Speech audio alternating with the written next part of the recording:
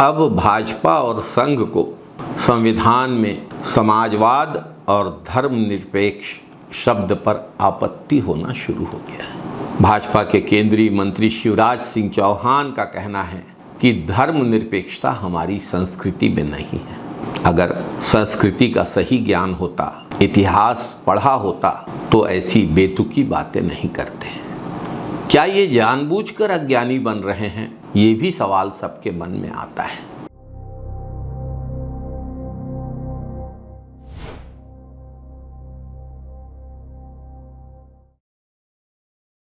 नमस्कार साथियों, भारत की आज़ादी की पहली लड़ाई 1857 में लड़ी गई थी। इस लड़ाई में सभी धर्मों के लोग एकजुट होकर भारत की आज़ादी के लिए लड़े थे। भारत की आज़ादी के लिए मंगल पांडे से लेकर अनेक शहीदों ने अपने प्राणों की कुर्बानी दी थी। 1857 में आज़ादी की पहली लड़ाई का नेतृत्व अंतिम मुगल बादशाह बहादुर शाह जफर ने किया था। मुगलिया सल्तनत गंवाने की कीमत पे किया था।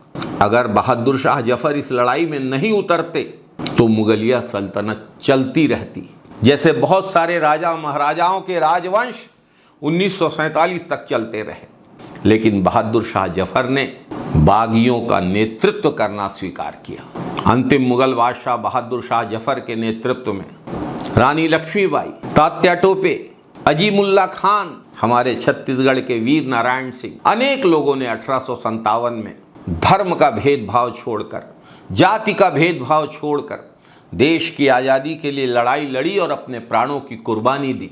अंग्रेजी सेना के भारतीय सिपाहियों को जानबूझकर अंग्रेजों द्वारा ऐसे कारतूस दिए गए थे जिन्हें बंदूक में डालने के पहले उन्हें मुंह से छीलना पड़ता था।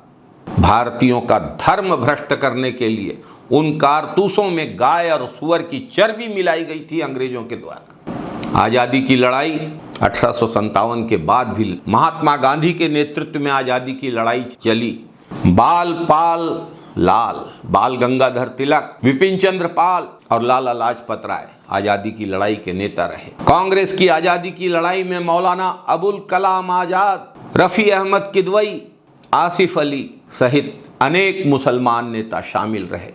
ये आसिफ अली वही थे जिन्होंने अंग्रेजी हुकूमत में भगत सिंह का मुकदमा लड़ा था। 1942 में भारत छोड़ो आंदोलन की पूर्व संध्या पर कांग्रेस के सारे नेता महात्मा गांधी सहित गिरफ्तार कर लिए गए थे। 9 अगस्त को मुंबई के ग्वालिया टैंक मैदान में तिरंगा फहराकर अरुणा आसफ अली ने भारत छोड़ो आंदोलन का श्री गणेश किया था। नेताजी सुभाष चंद्र बोस के साथ आजाद हिंद फौज में कंधे से कंधा मिलाकर लड़ने वाले कर्नल शाहनवाज हुसैन थे। भगत सिंह, चंद्रशेखर आजाद, राम प्रसाद बिस्मिल जैसे नेताओं का नाम लिया जाएगा तो अशफाक उल्ला खां का नाम भी जरूर आता है। बेगम हजरत महल, पीर अली खान जैसे अनेक लोग धर्म और जाति का भेदभाव भुलाकर देश की आज़ादी के लिए एकजुट होकर लड़े। अंग्रेजों ने इसी एकता को खत्म करने के लिए फूट डालो और राज करो की नीति अपनाई।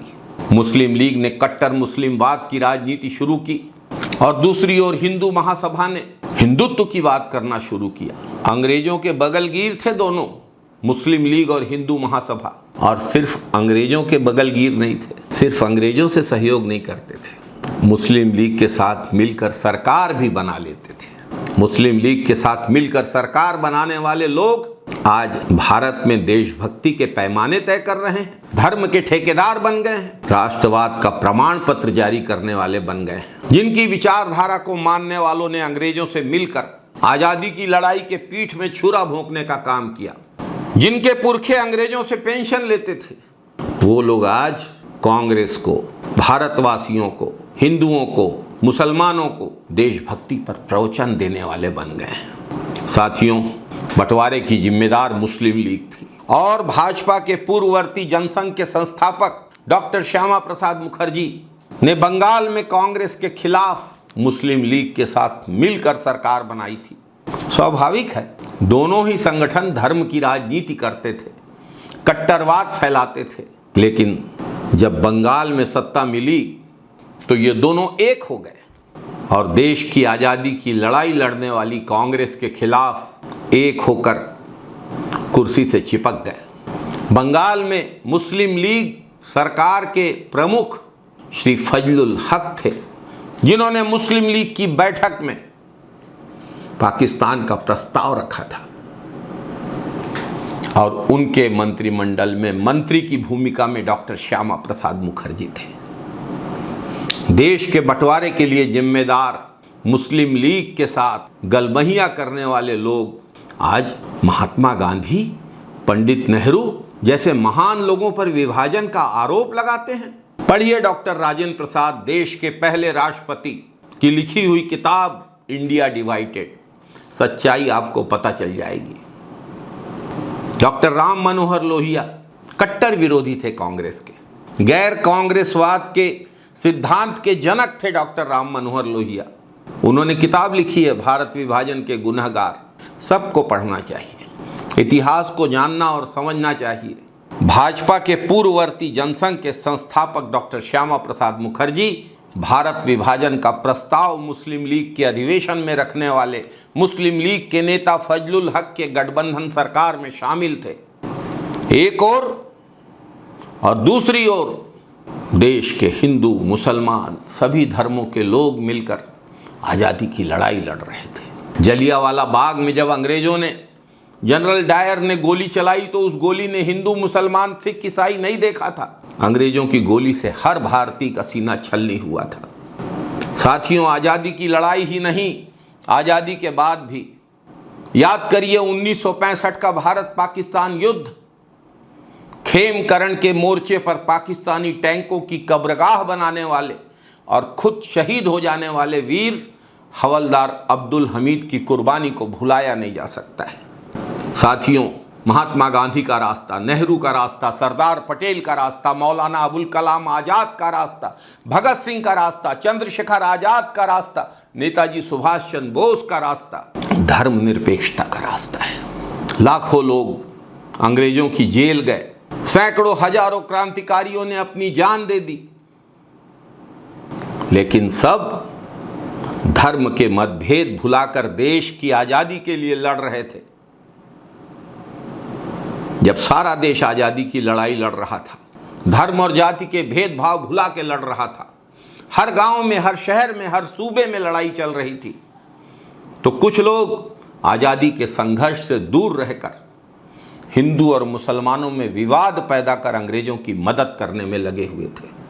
राजनीति के लिए धर्म का उपयोग करने वाले ये सत्ता लोलुप संगठन के लोग, धर्म के नाम पर लड़ाई झगड़ा करवाने वाले ये लोग, नफरत फैलाने वाले ये लोग धर्मनिरपेक्षता को समझ ही नहीं सकते। जो अपने वतन से, अपनी मिट्टी से प्रेम करते हैं, जो अपना इतिहास जानते और समझते हैं, जो बड़ी मेहनत और कुर्बानी से प्राप्त की गई आज़ादी की कीमत समझते हैं, वे धर्मनिरपेक्षता और समाजवाद का अर्थ भी समझते हैं। जो सत्ता से प्रेम करते हैं, जिनको धर्म राजनीति और सुख का साधन लगता है, उन्हें धर्मनिरपेक्षता कहाँ से समझ में आएगी।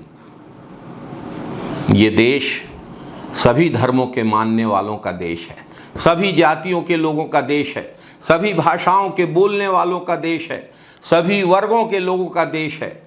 और देश की जनता को धर्म, जाति, वर्ग, भाषा के आधार पर बांटने का सपना देखने वाले, असली मुद्दों से ध्यान हटाने के लिए इनका दुरुपयोग करने वाले कभी अपने नापाक मंसूबे में कामयाब नहीं होंगे।